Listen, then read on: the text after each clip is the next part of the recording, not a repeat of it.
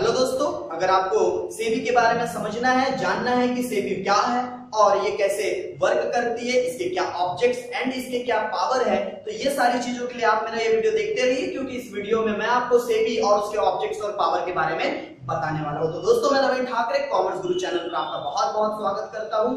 तो दोस्तों, सेबी मतलब security exchange board of India, ये एक रेगुलेटरी बॉडी है जिसे पार्लियामेंट, इंडियन पार्लियामेंट में से पास किया गया था 12 अप्रैल 1992 को।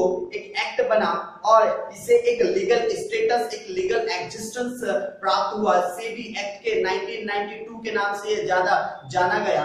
दोस्तों, क्या होता है सेबी एक्ट का मतलब और क्यों ये बनाया गया? तो ये बनाया गया था दोस्तों ताकि जितने भी पर्सन जो स्टॉक मार्केट में या सिक्योरिटी मार्केट में डील कर रहे हो, लाइक इंटरमीडिएटरीज या ब्रोकर्स हो गए या हमारे लिस्टेड कंपनीज हो गए, जो स्टॉक मार्केट में डील कर रहे हो या ट्रेडिंग कर रहे हो, उनके लिए एक बॉडी बनाई गई, एक रेगुलेटरी बॉडी बनाई गई जो सारा कंट्रोल एंड सारा ऑब्जर्वेशन करेगी। तो दोस्तों, ये था सेबी। और अब सेबी के क्या क्या ऑब्जेक्ट्स है, किस उद्देश्य से वो काम करती है और किस पर्पस से उसे बनाया गया था इंडियन पार्लियामेंट से एक्ट पास करके। तो दोस्तों, बेसिक जो इसका उद्देश्य ये था, क्योंकि जब ग्लोबलाइजेशन आया 1991 में तो बहुत ज्यादा सिक्योरिटी मार्केट में ट्रेडिंग भी बढ़ गई। पहले उतनी ज्यादा ट्रेडिंग नहीं हुआ करती थी, बट 1991 एलपीजी आने के बाद ट्रेडिंग ज्यादा हुआ स्टॉक एक्सचेंज में, और फिर उसको कंट्रोल करने के लिए ही सेबी का क्या किया गया, निर्माण किया गया, ताकि किसी भी तरीके से किसी को नुकसान ना हो, चाहे वो ब्रोकर्स, इंटरमीडिएटरीज या लिस्टेड कंपनी हो या फिर इन्वेस्टर्स हो। तो दोस्तों, क्या उनके मेन ऑब्जेक्ट हैं? तो मेन सबसे अगर इंपॉर्टेंट अगर हम बात करें उनके फंक्शन या उनके ऑब्जेक्ट की, तो वो इन्वेस्टर्स के राइट्स को प्रोटेक्ट करते हैं। जितने भी इन्वेस्टर जो स्टॉक एक्सचेंज में या सिक्योरिटी मार्केट में डील करते हैं, उनके राइट्स को ये प्रोटेक्ट करने का काम करते हैं, ताकि ऐसे कोई भी इंटरमीडिएटरीज, ब्रोकर्स हो या फिर कोई बैंक हो तो जो उनके अगेंस्ट काम ना करे, मतलब कि इन्वेस्टर्स को वो हर हाल में प्रोटेक्ट करना, ये मेन फंक्शन या मेन ऑब्जेक्ट होता है security exchange board of India का।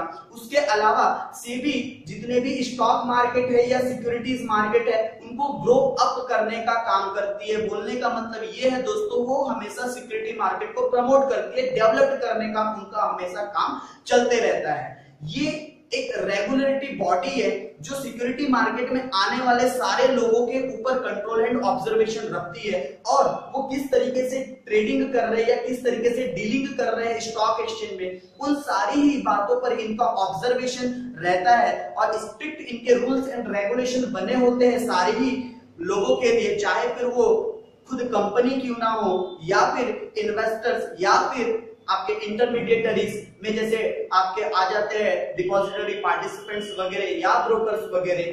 तो ये सारे लोगों के लिए रूल्स एंड रेगुलेशंस प्रिस्क्राइब्ड किए गए हैं सेबी एक्ट में, और सारे लोगों को उनके ये रूल्स एंड रेगुलेशंस फॉलो करने होते हैं। उसके अलावा दोस्तों, सेबी की हमेशा से कोशिश रहती है कि जो भी डीलिंग हो वो फेयर तरीके से हो, कुछ भी वहां पर अनफेयर तरीके से ना हो, कोई भी विंडो ड्रेसिंग का कॉन्सेप्ट वहां पर न लाया जाए, कोई भी बड़े बिजनेसमैन इस स्टॉक एक्सचेंज का गलत फायदा ना उठाए। ये सारी बातों के ऊपर उनका क्या रहता है, कंट्रोल, मॉनिटर्स एंड ऑब्जर्वेशंस रहता है। ये सारे उनके एक ऑब्जेक्ट्स है जिसके लिए सेबी का निर्माण किया गया था 12 अप्रैल 1992 में। दोस्तों, तो ये कुछ उसके पर्पस, इसके कुछ ऑब्जेक्ट्स थे। उसके अलावा अगर हम बात करें उसके पावर्स की, तो जैसा एक सिविल कोर्ट के पास पावर होता है, कुछ उसी तरीके का पावर हमारी पार्लियामेंट ने सेबी को भी दे रखी है। सेबी क्योंकि एक लीगल स्टेटस है, या यूं कहा जाए एक आर्टिफिशियल पर्सन है, जहां पर उनको सारे वो पावर्स रहते हैं जो एक सिविल कोर्ट के पास होते हैं। तो दोस्तों, अगर हम बात करें उनके पावर्स की, तो क्या क्या उनके पावर्स है? तो उनके पावर्स की अगर हम बात करें तो वो किसी भी पर्सन से, चाहे वो कंपनी हो, चाहे इंटरमीडिएटरीज हो, चाहे इन्वेस्टर्स हो, वो किसी से भी इन्वेस्टिगेशंस कर सकती है। अगर उन्हें ऐसा लगता है, अगर कोई रिक्वायरमेंट है या कुछ नेसेसिटी है, तो वहां पर वो किसी भी पर्सन से इंक्वायरी कांटेक्ट कर सकते हैं। उसके अलावा सेबी के पास और पावर होते हैं, वो किसी के भी डॉक्यूमेंट्स या किसी के रजिस्ट्रेशन को सीज या डिसिस्ट कर सकती है अपने ऑर्डर पास करके। उसके अलावा दोस्तों, ये पेनल्टीज या फाइन्स इंपोजिशंस करना या फाइन चार्ज करना, ये भी एक सेबी के पास पावर होता है। अगर किसी ने कोई मिसकंडक्ट किया है या किसी ने अनफेयर तरीके से ट्रेड किया है या रूल्स एंड रेगुलेशंस को ब्रेक करने की कोशिश किया है तो सेबी उनके ऊपर फाइन एंड पेनल्टीज इंपोज कर सकती है।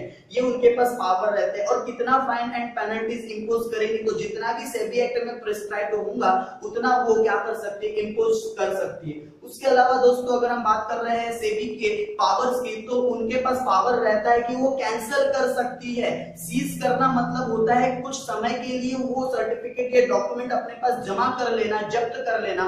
उसके अलावा कैंसिल का मतलब होता है परमानेंटली उनको हटा देना। तो सेबी के पास ये पावर होता है कि अगर किसी ने अनफेयर प्रैक्टिस या ट्रेड प्रैक्टिस अनफेयर तरीके से किया है तो उनके रजिस्ट्रेशन सर्टिफिकेट को वो कैंसिल भी कर सकती है।